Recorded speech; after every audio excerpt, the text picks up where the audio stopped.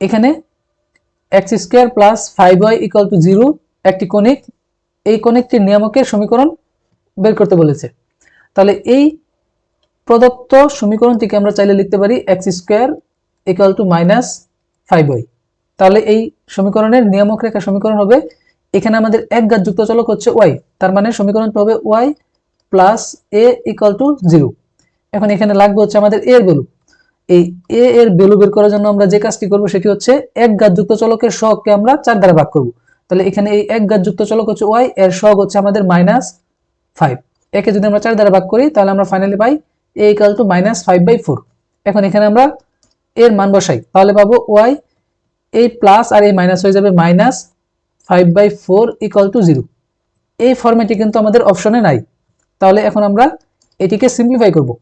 Simplify করার জন্য আমরা উভয় পক্ষকে 4 দ্বারা গুণ করি, তাহলে পাবো 4y - 5 ইকুয়াল টু 0। এটি হচ্ছে আমাদের এই নিয়ামক রেখার সমীকরণ। তাহলে এখানে আমাদের কারেক্ট আনসার এই অপশনেই ঘ।